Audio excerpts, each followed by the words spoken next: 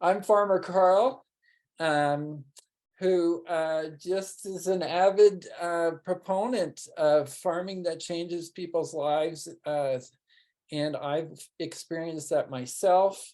I've seen that in others. I've gone around the country to blog about this. And you can read our blogs on Eden Streets. I appreciate especially the Farmer Veteran Coalition, representative support, and also the Care Farming Network who are with us today on the call. I'd like to just introduce Darrie. I'm going to bring up a slide just so that you can sense how lucky we are to have Darrie. Everybody see this slide? Let me just view slideshow. You're able to see that?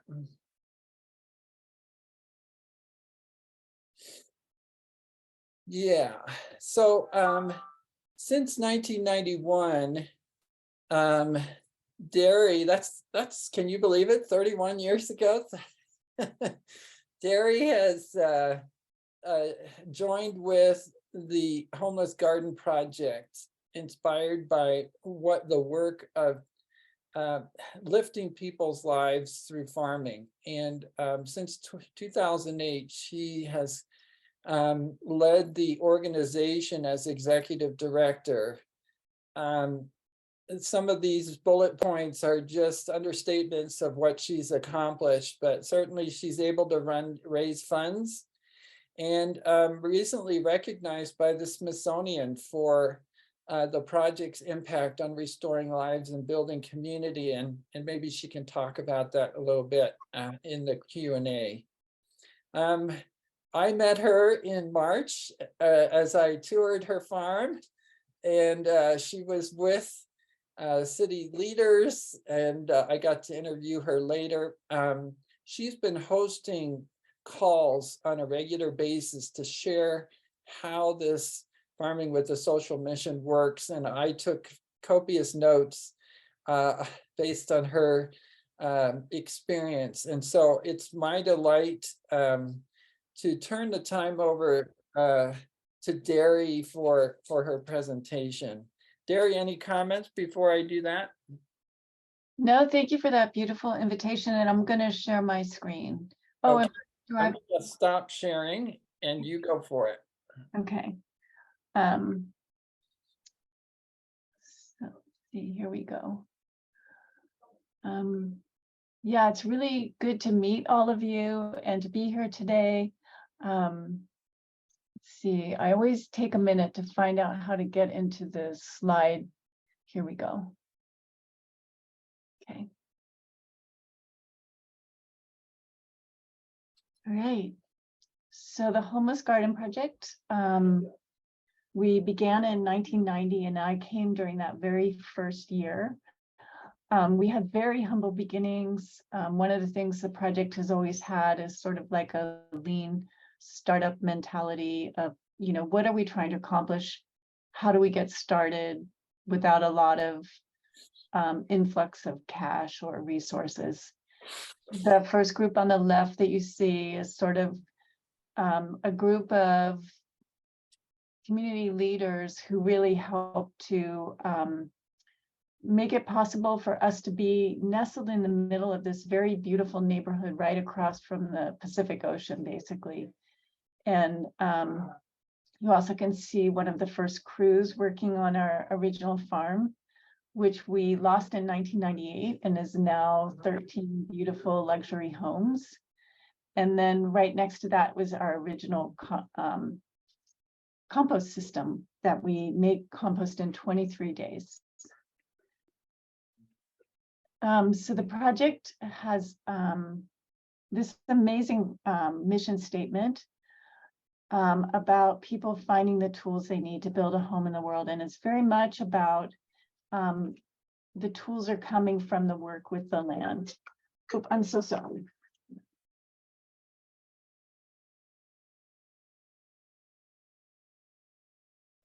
Well, hopefully that gave you some time to take this all in. And you know, we are serving people experiencing homelessness, but you notice our mission statement says people, and we really believe that our mission impacts everybody who engages with us, and that's part of the impact that we're really trying to have in the community. And really sort of thinking about belonging as the connection between belonging and having a home, making a home. And there's our vision statement. It's about not only the community, but also the workforce and the local food system. And then these values, there's so many more we could say, but these really stand out to us. You know, in our society, there are a lot of places and structures that really don't support people having a second and third and fourth chance. But this is really about understanding that we all have kind of inherent strengths, and then really looking at how we can lift those strengths up and help people use those strengths to address barriers and to build on more strengths. And then really a lot about just staying positive and focusing on joy. And that there is a real joy in being so connected to the source of our food and of gifting it and sharing it with other people.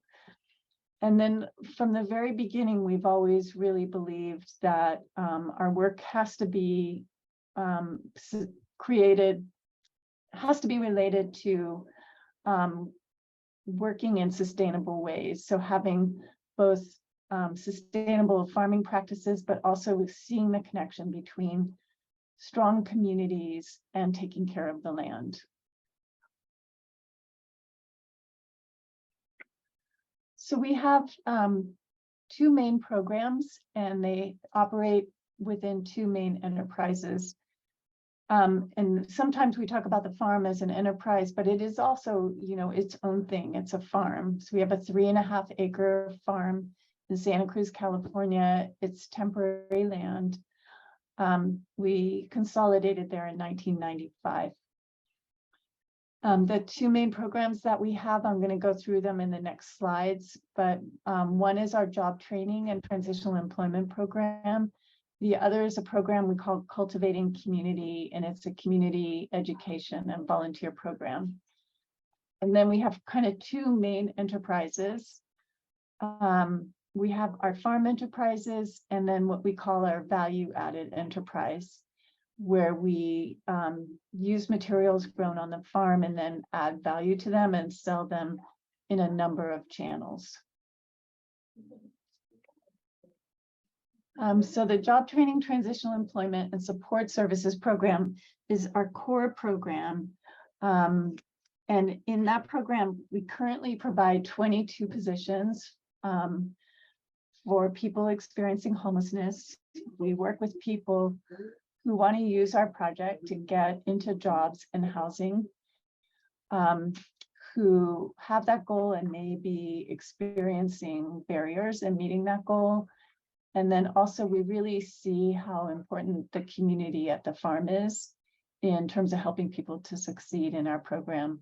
So we look for people who want to make a positive contribution to the community. And there's a few ways that that shows up. One is, you know, that the project works when you're there. You can't access the support of the farm remotely. So we really have quite a high bar for attendance. So people showing up, people being on time and reliable and dependable. And then also really investing. We ask each trainee to invest in their own success. And we ask people to set goals and to work towards achieving them. And then the biggest one is respect and cooperation with the team.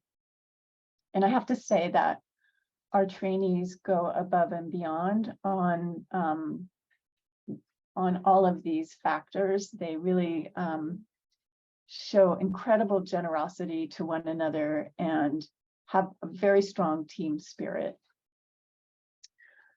So our trainees work 20 hours a week. We have a schedule Tuesday through Friday, 9 to 2. There are some trainees who are paid a little extra, who are called crew leads, who work 30 hours a week and are paid $1 an hour more. And they take on a little more responsibility. Did I already say that we pay minimum wage, which is $15 an hour in California? We have a social work program. Each trainee meets with a social worker every week.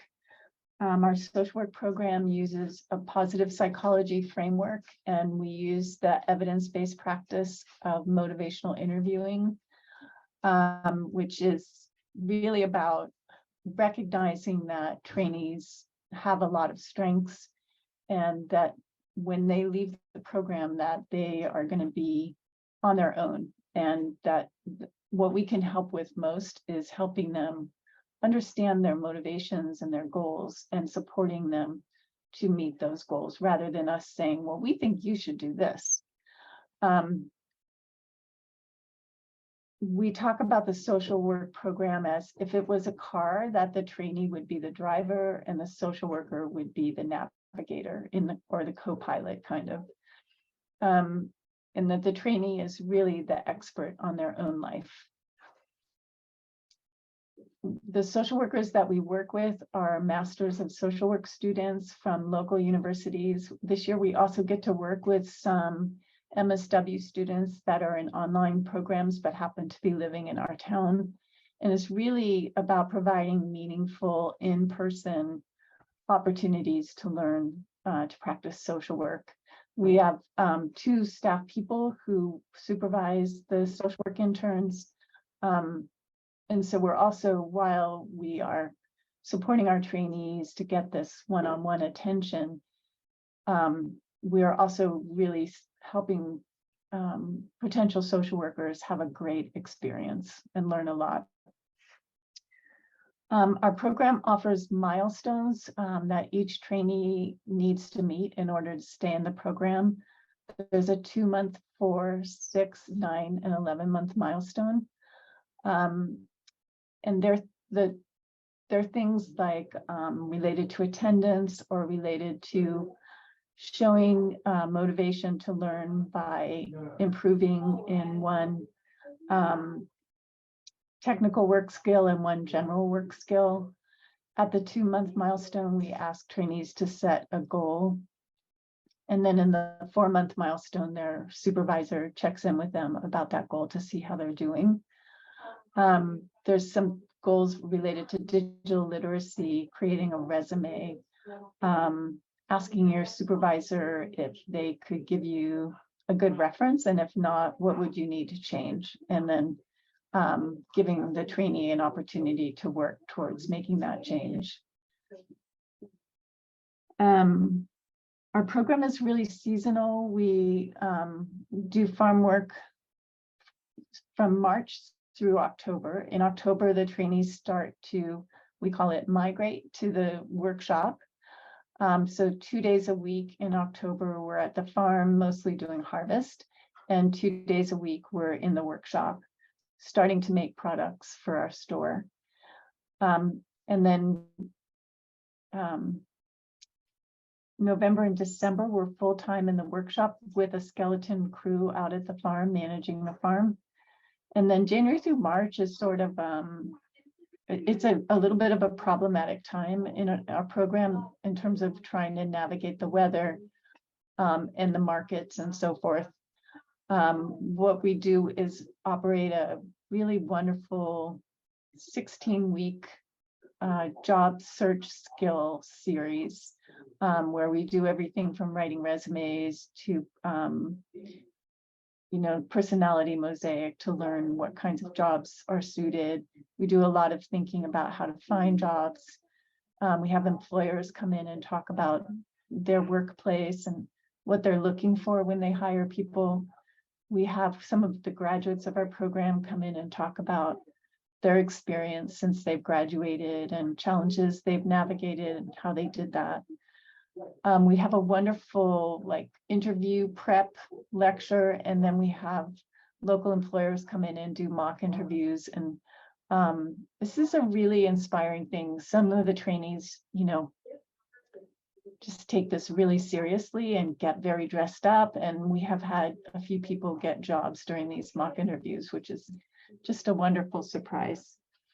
So in the January through March period, we also do a little bit of production in the workshop and some production at the farm.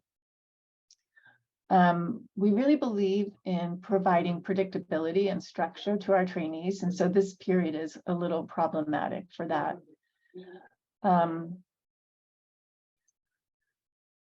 And then March goes back to working at the farm again. So then our community education and volunteer program brings people together. It's an opportunity for service and also for education. We really believe in the value of service to improving quality of life for anyone. The volunteer program also breaks down a lot of stigma and stereotypes, and it goes both ways in some ways. This way, our trainees really can understand that our community cares about their success and is here rooting for them. And on the farm, our trainees might be the person who has more experience and more skill and is actually teaching somebody from the community. So in some ways, it's changing the level of the playing field in a way. And then the community education program also just builds belonging to ourselves and to the land and to each other. It's a lovely experience. That's for those of you who are doing this, I'm sure you know what I'm talking about, but I definitely find a limitation of words in trying to describe this wonderful experience. And during a typical year, we serve about 2,500 people on the farm and in our store and in our office.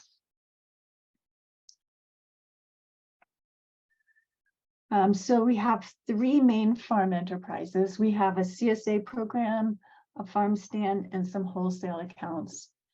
And we've really sort of hunkered down a bit since COVID. We're still coming out from COVID, and I've really been focusing on our CSA program. Does anyone not know what CSA is? We're good. By the way, Darrie, 5 minutes? Yeah, 5 minutes. Okay, thank you. Mm-hmm. So we have 3 kinds of CSA. We have a U-pick, where members are harvesting for 23 weeks of our season is 23 weeks.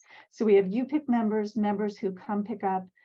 And then we have a variety of CSA known as Feed 2 Birds. And in that program, members in the community make a donation, and we pool all the donation, and we essentially buy shares from ourselves. And then we distribute those shares to agencies that work with low-income people.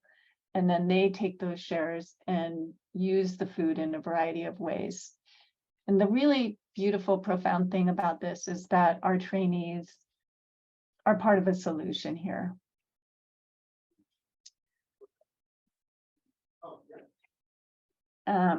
Brings a really diverse group of people to the farm who really invest in the farm. Then we have our value-added enterprise, which is a great income generator. We started this as a way to provide work for trainees during the rainy winter months. And really, the main work that we have for this enterprise is before the winter holidays. So like right now, and then things really taper off in January. This is definitely another example of lean startup. We started very, very small with this and have grown to have 40 products.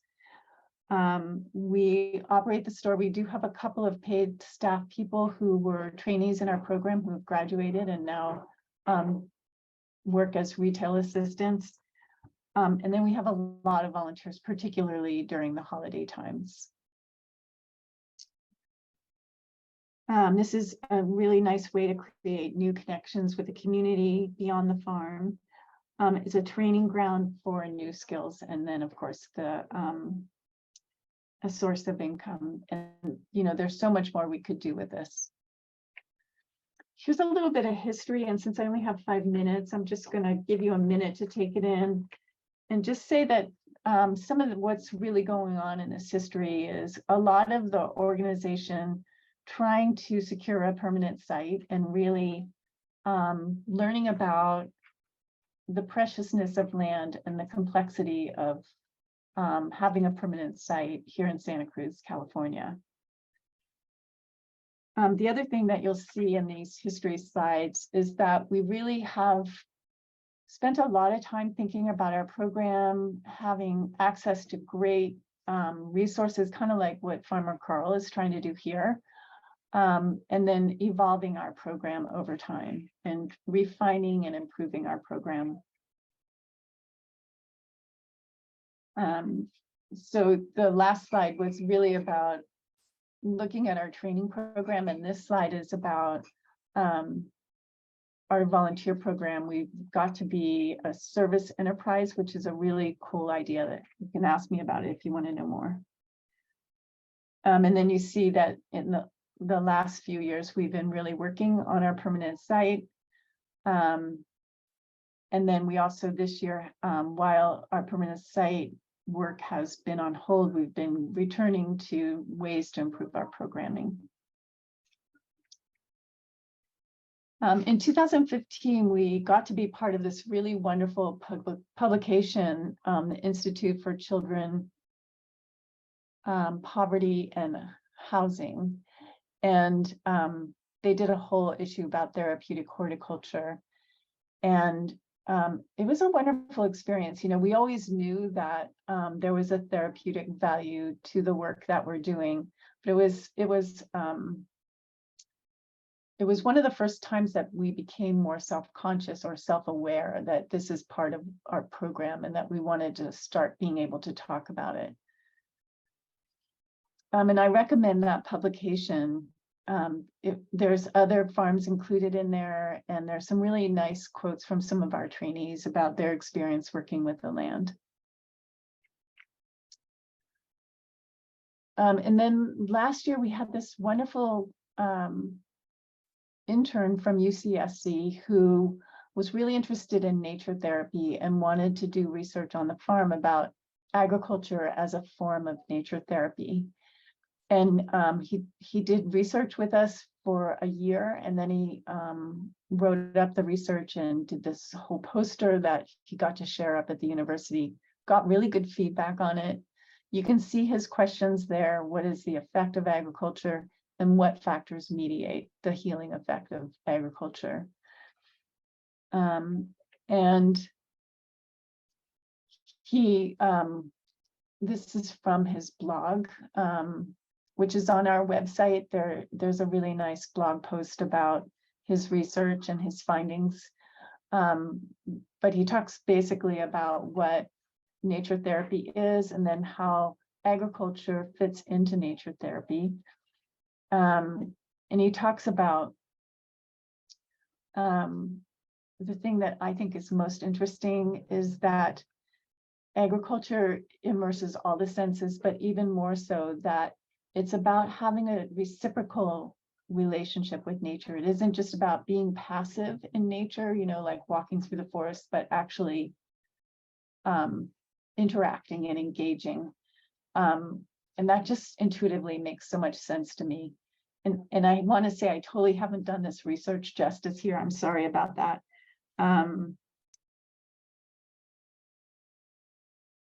But I think I'll just leave it there and be ready for questions. So thank you.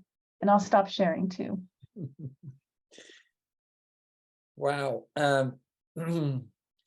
Thank you, Darrie, for a lovely and powerful overview of 31 years of what this means in people's lives. And it's anybody. I love your point that it's anybody who touches the farm is lifted by it. So what I'd like to do is open it up to questions and answers. We've got a diverse audience from across the United States. if you would just unmute yourself, be crisp about your question, and we'll have Darrie kind of comment from her experience. We'll probably do this for another till 10 of the hour, and then I'll do some wrap up.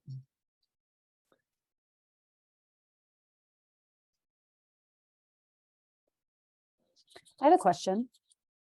Have you ever run into with the MSW and social work students, run into any situations where I guess there was either a conflict between the student and the person working on the farm, or I guess just trying to think through that kind of like professional experience and what women or folks on the farm, you know, or anybody deserves, and balancing that with like the professional experience of a new social worker? Yeah, that's a really good question, because motivational interviewing is a pretty difficult technique to learn. And so we do interview all of the MSW interns that would like to work with us. And then we do, each intern has 1 hour of supervision with our licensed clinical social worker every week. And then they also have group supervision so they can learn from each other. And then we also have a third meeting, which is with our staff and the social workers. There's a lot of confidentiality. So, you know, there's some things that can be discussed in the social work group that our staff can't be aware of, and so forth. We do have something that I keep hearing when I get to go to these meetings, you know, where somebody will think, you know, I set this goal, but actually now it's your goal, you know, and so we have to keep reminding people like, oh, well, I thought this was your goal. Would you like to talk about a different goal? That kind of thing. Does that make sense? Yes, thank you.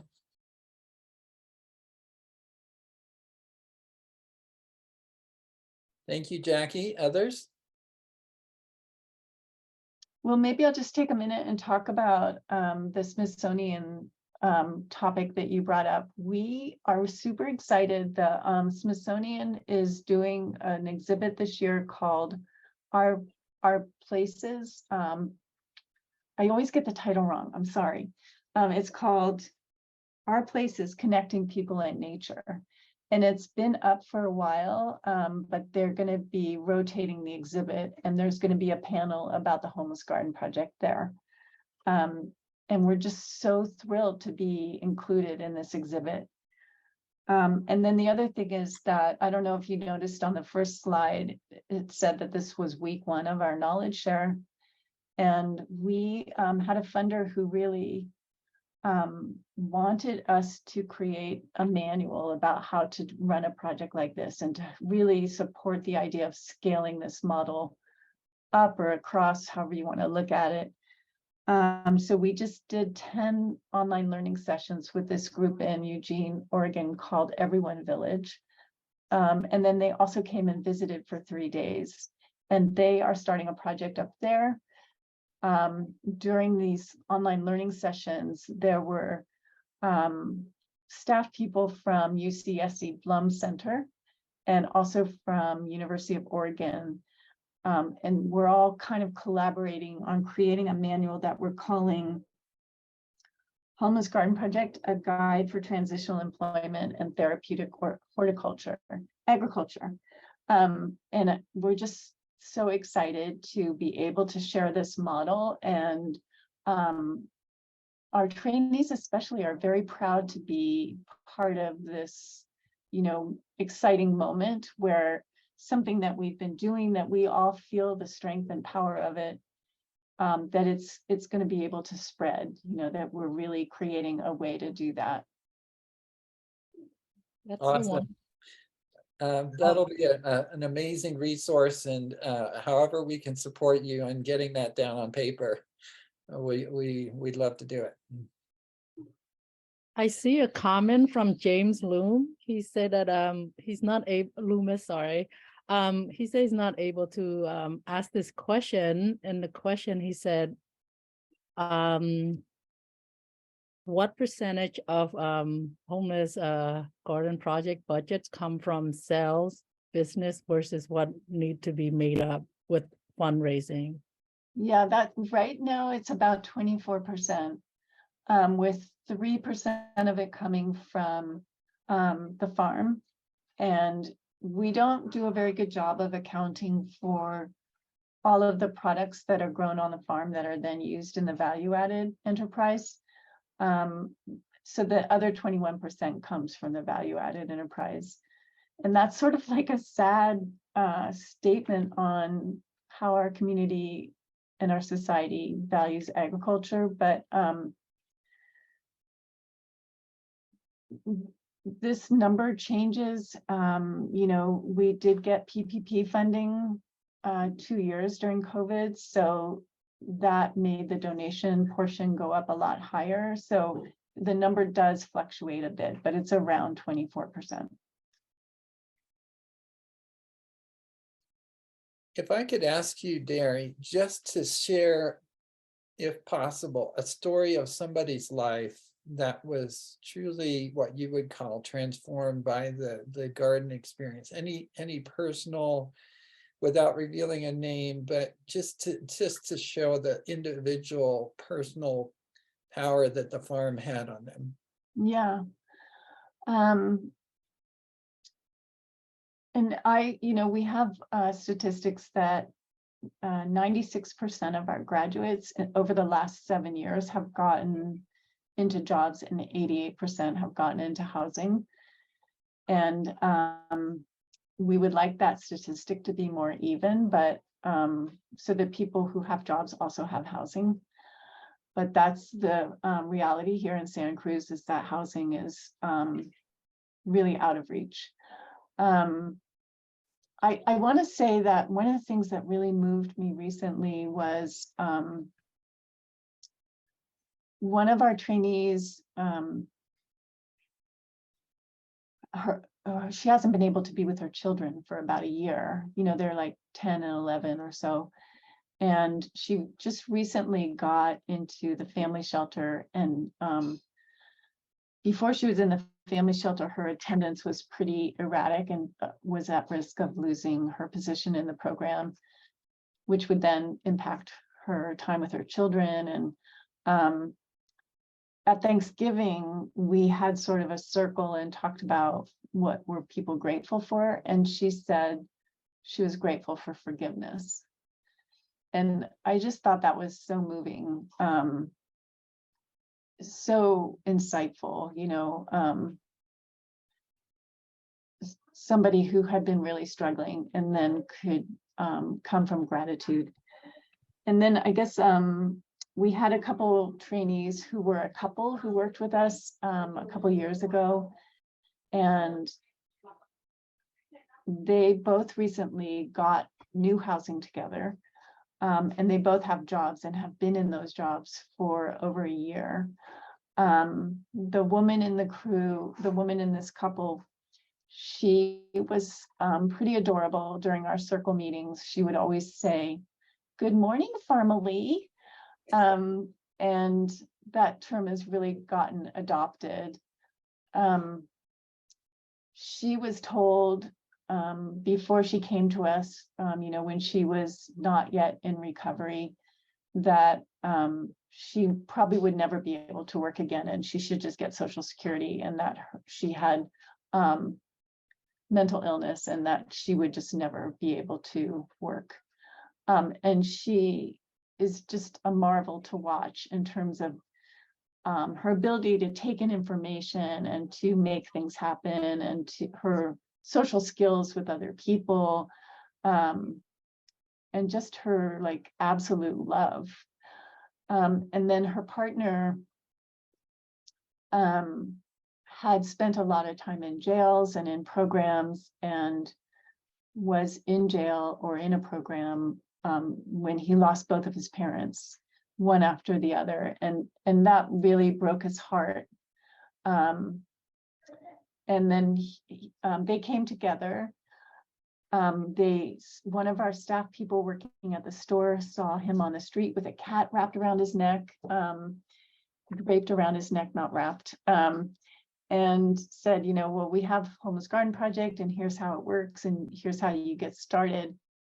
And he's one of the few people who she found down at the store who actually got to the store, got to the application process. He also was dealing with a lot of physical problems. He had bad knee problems, but still showed up all the time at the farm and was very dependable in work. One of our board members was looking for someone to help with extra work on the weekends, and he got a job doing that. They lived down here in town in a house that was, substandard roommate situation, and they built a garden there. And the man of the couple, he said, that he would always have to call his partner in because it would be getting dark, and she just didn't want to leave their garden. They both have local jobs now and are doing well, and had to leave that original housing situation and somehow miraculously found a new house and another garden space and are just extremely happy there. So how's that does that? Wow. It's the stories that really carry the power of this work. You're 31 years into this, and there's probably 100 stories you could tell like that. And that's what I think helps people open their wallets and subscribe or sponsor this in cities around the country. So thank you for sharing that. One of the things we do is we invite trainees to tell their story. We just had an event where we showed a film and had a discussion with the author, and our trainee gave a talk before that. And I feel like it's such a win-win. I think it's really healing to be able to tell your story, even for somebody very shy. Everybody always has a choice about whether or not they want to. I often, notice somebody who's really working hard and diligently, and in our circle meeting has a lot of insight to offer. And I'll ask them, even if I think they're just really, really shy, I'll still ask them. And this person that I just asked was really shy. And he did it. He said, it's really not something I'm super comfortable with, but I want to try it. And then his social worker helped him with writing the talk. And right before the talk, I said, tell me about this experience. And he said, well, I have to really thank my social worker. I don't think I could have done it without him. And I've never collaborated with somebody that way. And then we talked about how our trainee is a very private person, and where that comes from. And, this was so like crossing that line for him. But his talk was beautiful. We're going to put it up on our blog today. So if you're interested in looking for it, you can find it there. Wow. Yeah, Darrie, I'm glad you put into words what I struggled to put into words about how life-changing this farming experience can be. And again, to emphasize, it's not just for those experiencing homelessness, it's for all of us. Nature is so abundant and so powerful. If we truly understand that, I think this world will be a much better place. So thank you. Absolutely. Thank you all. I wish you all the best with your projects. It sounds like a lot of really good projects. If I could, let me just share my screen and wrap up here with just a summary. Do you see this slide here? If you Carl, do, just nod your head. Carl? Yes. I'm sorry. James have another question for Darrie. Yeah, I saw James's question, and unfortunately we're running out of time. If we have a little bit of time at the end, we'll do that. But what I think for those extra questions, I would like to pose them to Darrie after the seminar, and she can answer those, and we'll put those in the posting on the website. Thank you for acknowledging James, and James, sorry about the time here. Yeah, I just want to, this is what is so powerful about this work, that farming can be individually so personal and human-centric in its approach, because I think it addresses all levels of self. When people show up at the farm every day and they are eating the food that they've grown, when they're doing basic, meaningful daily work, when they're active, exercising, there's something that changes, and especially if they can eat the food that they've grown and even give it away to other people. The second thing that happens is, as a cohort of people having suffered and experienced similar traumatic experiences in their lives, they actually bond into what we call a family. And that social connection gives them a motivation to come and connect tomorrow and the next day, and they become a family. And then there's this awareness as you're putting your hands in that soil and planting that seed, you become aware more than ever before of the reality of life and the cycles of nature, and that we are a small cog in this universe. It's humbling, and it's also acquaints us with who we are, and it also informs us about peace and pacing ourselves in life. And then finally, and I grabbed these words from Darrie and the study of the UCSC student. There's a sense of spiritual inspiration and transcendence that really touches the soul. And so I don't know of a work like farming that addresses all four levels of self. And that's why it's so powerful. That's why I am promoting this with you around the world. Now, we want to recognize a special friend of ours, Paul Lee, who I would like to dub the father of farming with a social mission. Darrie, you knew him well, but to me, he was the one who camped out at the farm 30 years ago at an oak tree and said a prayer and said, we've got to have this farm. This farm will save lives. And I want to give him a tribute at this time for his work in this area of social farming with a social mission. Darrie, any comments?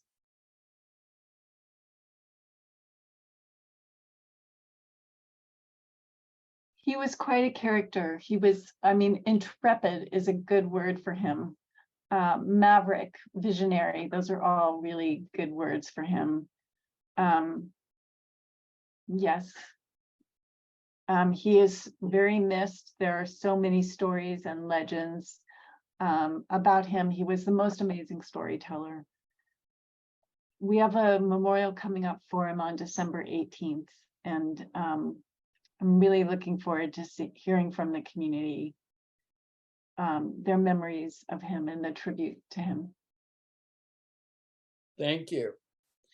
And so that informs our work as Eden Streets. We are committed to continue his work and honor his legacy as we inspire more people around the world to farm with a social mission.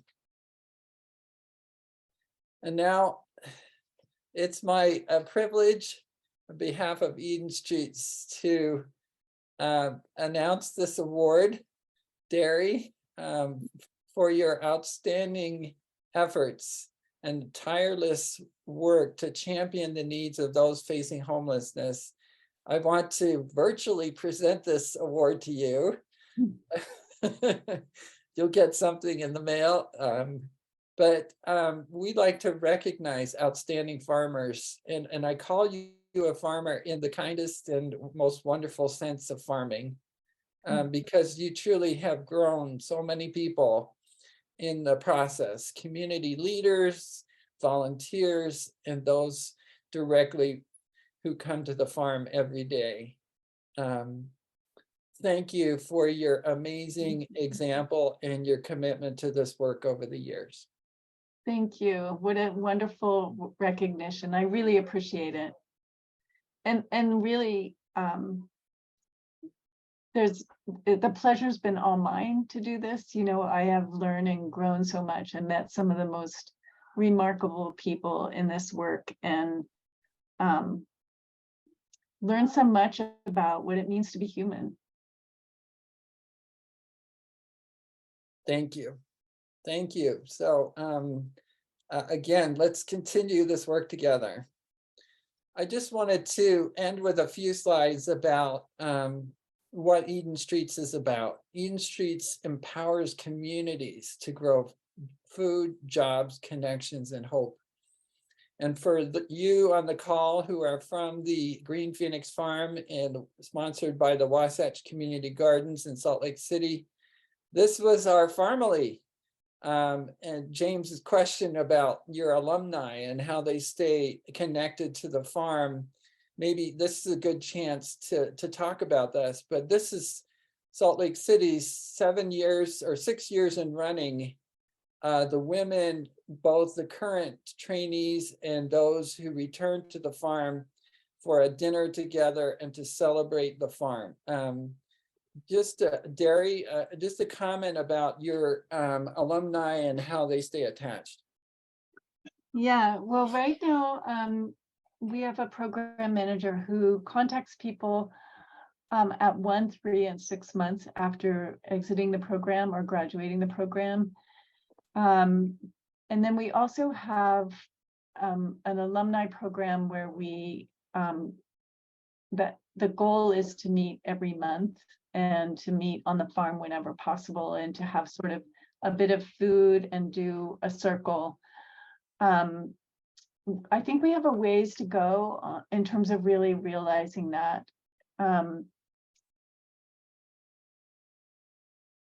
There are some people, I mean, I'm an alumnus of UC Berkeley and I don't go to any alumni gatherings. So I definitely understand that there are some people who just, this kind of gathering may not be for them, but there are also some people who really probably would come every month.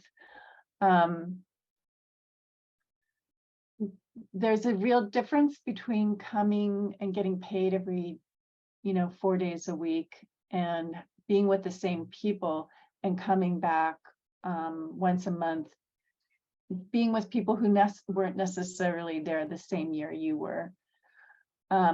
But when one of our partners started interviewing people who had left the project as part of our long-term impact survey, that was what really came up again and again, was that people missed the community that they had at the farm. And so that's been our reason for trying to build this alumni program. And I think we have a ways to go on it still. Thank you, Darrie. And just to let you know that this is the beginning of many webinars. We hope to hold monthly webinars in the form of farm spotlights, where we'll be going across the country to excellent proven models of farming done to grow people and build community. And we'll also have huddles, which would be topic-based, so that we can talk about fundraising or grant writing or working with people with challenges and how best to build them. So what I'd like to do is ask you to put in the chat the time of the month. We'd like these to be monthly. I know July is a killer month for farmers, but we'd still like to have a recurring pattern of meetings, webinars like this, so that we can support and share successes and learn best practices from each other. So if you would just take a little bit of time to put that in the chat, that would be excellent. And finally, I invite you to share this work with others and invite them to join. I was recently with Senator Milner from Utah House, the legislature, and she said this work will best go forward if we are united in all sectors of the community, government, charities, nonprofits, private industry, academia, and the public themselves. So we're opening membership to Eden Streets to those shown on the list below. So if you're a farmer or an aspiring farmer, if you're a government leader, if you're an advocate or a partner to be a community builder, an industry leader, please join this work and help this become a reality in every community across the country. I want to thank you for your time. We're at the hour. Please, if you want, send me an email with your feedback. I'm at Karl, K-A-R-L, @edenstreets.org. Again, delighted to have you, and thank you for joining us today.